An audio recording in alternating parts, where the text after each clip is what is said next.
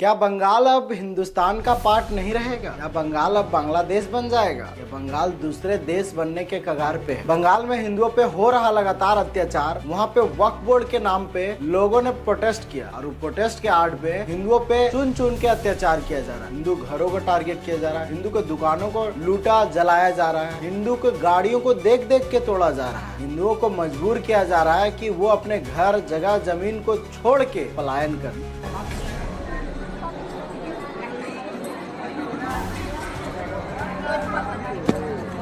ये घटना पिछले कुछ दिनों में बंगाल में हो रहा है, ना पाकिस्तान, ना बांग्लादेश, ना किसी और मुस्लिम राष्ट्र में, बल्कि हिंदुस्तान में हो रहा है। हिंदुस्तान जहाँ पे हिंदू बहुसंख्यक है, जहाँ पे हिंदुओं को मेजोरिटी में देखा जाता है। लोग कहते हैं हिंदुओं पे अत्याचार कैसे हो सकता है? जो लोग कहते हो कि हिंदुओं पे अत्याचार नहीं हो सकता, वो लोग माइनॉरिटी है, वो कैसे मेजोरिटी पे अत्याचार करेंगे? वो आँख खोल के अभी बंगाल का स्टोरी देख लो। बांग्लादेश और पाकिस्तान की बात तो दूर की है, बट अभी आप बंगाल की कहानी देख लो कि हर दिन हर घंटे कैसे वहाँ पे हिंदुओं पे अत्याचार हो रहा है और लगभग 500 से भी ज़्यादा हिंदू पलायन कर चुके। न जाने कितने दुकानों को चुन चुन के लूटा गया और उनको जलाया गया, सिर्फ और सिर्फ हिंदू गाड़ी को और हिंदू दुकानों को टारगेट किया जा रहा है। और ये सब हो रहा है ममता दीदी के नाक के नीचे और उनके आंखों के सामने। दिन दहाड़े हिंदुओं पे अत्याचार किया जा रहा और उनको मजबूर किया जा रहा है घर जगह जमीन हर चीज को छोड़ के भागने पे। वहाँ पे प्रोटेस्ट के नाम पे, वक्फ के संशोधन को रोकने के नाम पे शांतिपूर्ण प्रोटेस्ट ना होके ऐसे दंगा किया जा रहा है जैसे उन्हें प्लान किया गया हो, उन्हें तैयार किया गया हो हिंदुओं को टारगेट करके, ये दर्शाने का और ये बताने का कि अगर ये चाहे तो बंगाल को बांग्लादेश में भी तब्दील कर सकता। अभी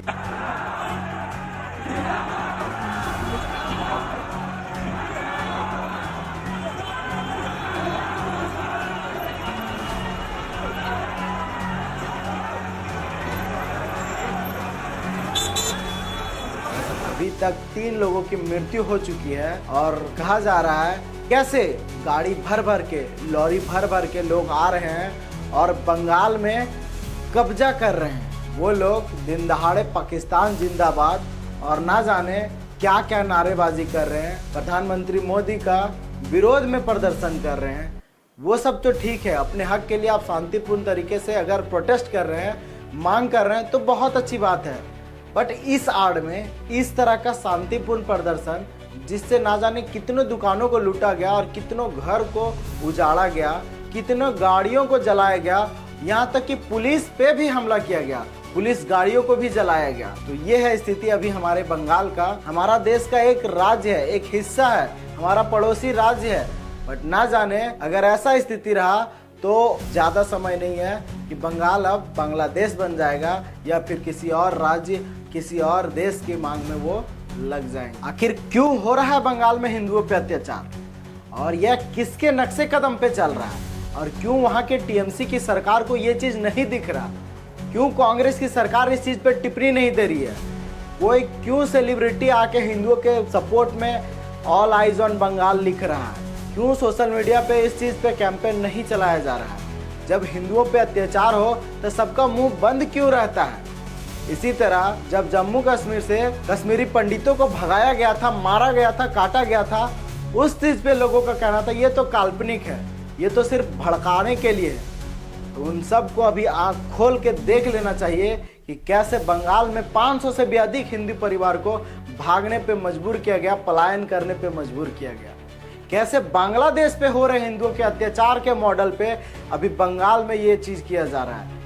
वहाँ जो हो रहा है वही सेम टू सेम यहाँ पे किया जा रहा है। कहा जा रहा है कि लोग बंगाल से रोहिंग्या मुसलमान आके वहाँ पे इस चीज़ में और बढ़ावा दे रहे हैं। वहाँ पे जो तैनात बीएसएफ और सीआरपीएफ की बटालियन है उन पे भी पथराव और गोलीबारी हुई है। तो आखिर ये कैसे देशभक्त है, किस तरह के मानसिकता वाले हैं जो शांतिपूर्ण तरीके से अपनी मांग रख रहे हैं और इसी शांतिपूर्ण में ना जाने कितने घरों को और कितने दुकानों को तबाह कर दिया इन्होंने। और अभी किसी को ये चीज़ नहीं दिखेगा, ना कोई कांग्रेस नेता, ना कोई टीएमसी की सरकार, ना ममता दीदी। आखिर क्या आप ममता दीदी के हाथ में ये चीज़ नहीं है?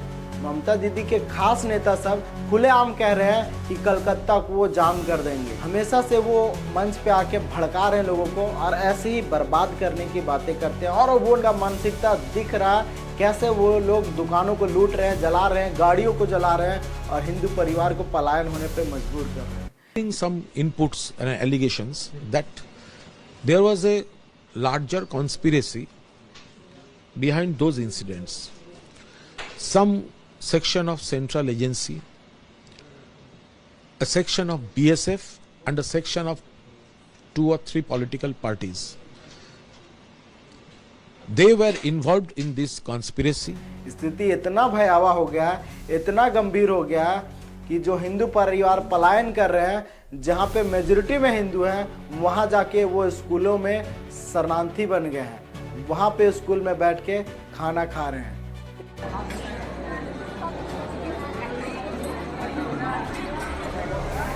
इस चीज से आप समझ सकते हैं कि कश्मीरी पंडितों के साथ कैसा दुर्व्यवहार किया गया होगा, किस तरह से किया गया होगा। ये तो सिर्फ अभी बंगाल एक छोटा सा झांकी है। कश्मीरी पंडित के साथ कितना बड़ा अत्याचार हुआ होगा, आप इसी चीज से अंदाजा लगा सकते हैं। और अगर ऐसा ही चलता रहा, बंगाल अगर राष्ट्रपति शासन के अंदर में नहीं आया, जैसा कि बंगाल के लोगों का डिमांड है, बहुत लोगों का कहना है कि वहाँ पे राष्ट्रपति शासन लागू कर दिया जाए, आखिर सरकार कब ये चीज़ कदम उठाएगी, ये चीज़ कहना मुश्किल है। बाकी अभी बीएसएफ की और सीआरपीएफ की कुछ बटालियन वहाँ पे तैनात कर दी गई है और बताया जा रहा है कि स्थिति थोड़ा कंट्रोल में है। लेकिन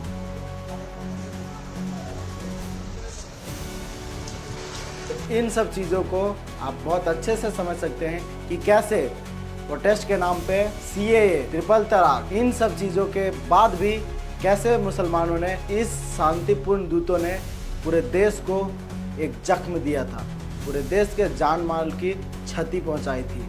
आज वही मॉडल, वही चीज़ बंगाल में अपनाया जा रहा है। हिंदू पाकिस्तान में टारगेट किए जाते हैं, धर्म परिवर्तन के नाम पे पाकिस्तान पे हिंदू को मार दिया जाता है। बंगाल में दिन दहाड़े हिंदू परिवार को मारा जाता है, पीटा जाता है, बहू बेटियों को उठा के इज्जत लूटा जाता है, उनके दुकानों को लूटा जाता है। वही सेम सिचुएशन अभी बंगाल में पैदा किया गया है और वो ये चीज़ शायद दर्शाना चाहते हैं कि जहाँ भी वो मेजोरिटी में आ जाएंगे, वहाँ ऐसा ऐसा सिचुएशन वो क्रिएट करेंगे और अपनी मनमानी करते आएंगे। वो नहीं देखेंगे कि सामने जाट है, यादव है, क्षत्रिय है, ब्राह्मण है या शूद्र है।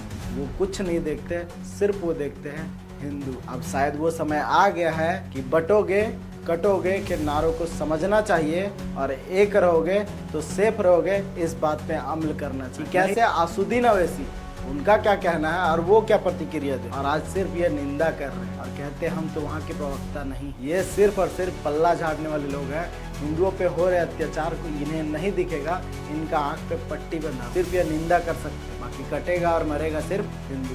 कि आखिर इनको नफरत किसी दूसरे चीज से नहीं है, सिर्फ और सिर्फ हिंदू से है। वक्फ बिल के नाम पे इनको आके लड़ना हो, औरंगजेब के कब्र पे आके इनके लड़ना हो, सीए कानून पे आके लड़ना हो या 3 तलाक पे आके लड़ना हो, कुछ भी हो, चाहे इनके भला के लिए ही काम क्यों ना हो, बट इनको सिर्फ और सिर्फ टारगेट हिंदुओं को करना है। सिर्फ और सिर्फ ये दिखाना है कि हिंदू इनके अपने नहीं है और वो हिंदुस्तान के नहीं है। वो हिंदुस्तान में हिंदुओं को रहना देना नहीं चाहते, वो हिंदुस्तान को भी गजवाए हिंद करना चाहते। आप समझ लीजिए, इन सब कड़ी को जोड़ेंगे तो समझ में आएगा कि बटोगे और कटोगे क्यों कहा गया है और इस चीज़ पे हमें क्यों अमल करना है। बाकी ये जो खबर है बंगाल में कैसे हिंदुओं पे अभी अत्याचार हो रहा है और इस चीज़ पे किसी का नज़र नहीं है, ना कोई पॉलिटिशियन, ना कोई एक्टर, ना ही सोशल मीडिया पे कैंपेन, ना लोग रोना रो रहे हैं, ना लोग स्टोरी लगा रहे हैं। क्यों?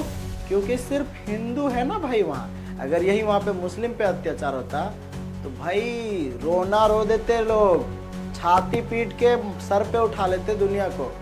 फिलिस्तीन, सब फिलिस्तीन के सपोर्ट में खड़े हैं। कि बंगाल में हिंदू के साथ ये अत्याचार हो रहा है, उसके सपोर्ट में कोई नहीं, कोई फर्क नहीं पड़ता। क्यों? क्योंकि वो हिंदू है।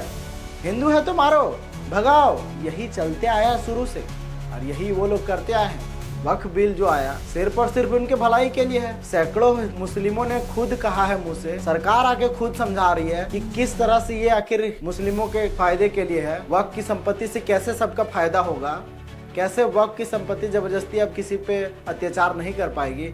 फिर भी गरीब मुसलमान को, आम मुसलमान को ये धर्म के ठेकेदार, वक्त के जो ठेकेदार है, वो लोग बरगला के, बहका के सड़कों पे उतार रहे हैं और हिंदू मुस्लिम करवा के दंगा कर रहे हैं और हिंदुओं को अत्याचार कर रहे हैं, उनको सिर्फ भगाने पे लगे हुए हैं। तभी तो आज हिंदू परिवार पलायन कर रहा है, सेफ फील नहीं कर रहा है बंगाल में। छोड़ के अपने घर को, जमीन को, जगह को। सोचिए, एक परिवार, एक आदमी सालों का कमाया हुआ, पूर्वज का उसका घर, जगह, जमीन छोड़ के भाग रहा है। क्यों? उनके जान वहां पे सेफ उन्हें फील नहीं हो पा रहा है। टीएमसी की सरकार हिंदुओं को नहीं देख पा रही है। उनको सिर्फ चाहिए मुस्लिम वोट। जब पूरा देश वक्फ कानून पे अमल कर रहा है, वक्फ कानून पूरा देश में लागू हुआ, तब ममता दीदी कहती है कि हम वक्फ कानून नहीं लागू होने देंगे। उनको सिर्फ वोट बैंक चाहिए, मुस्लिम वोट बैंक। हिंदू से उनको फर्क नहीं पड़ता, चाहे वो जिए या मरे। ये चीज़ हमें सिर्फ बंगाल की स्टोरी से दिख रहा है। तो सार यही निकलता है कि चाहे कश्मीरी पंडित हो या किसी तरह का प्रोटेस्ट के नाम पे वायलेंस किया गया हो, सिर्फ टारगेट हिंदू होते हैं। दिन दूर नहीं है जब आपके घर तक ये कहानी पहुंच जाएगी, आपको खुद पलायन करने पे मजबूर किया जाएगा। तब आप कहाँ जाएंगे? तब आप क्या करेंगे? जब आपकी बहन बेटियों को घर से खींच के निकाला जाएगा और आपके जान के लिए कहा जाएगा कि आपको अपनी इज्जत देना होगा, तब आप क्या करेंगे? अभी भी वक्त है, जागो और बंगाल की कहानी से सीखो। कश्मीरी पंडितों का जब कहानी हुआ था, हम नहीं थे, नहीं देखा हमने, बट अभी आंखों से देख रहे हैं हम लोग कि बंगाल में किस तरह से हिंदू परिवार पर अत्याचार किया जा रहा है और उनको पलायन करने पर मजबूर किया जा रहा है। बटोगे तो कटोगे, एक रहोगे तो सेफ रहोगे। जय हिंद, जय भारत, जय श्री।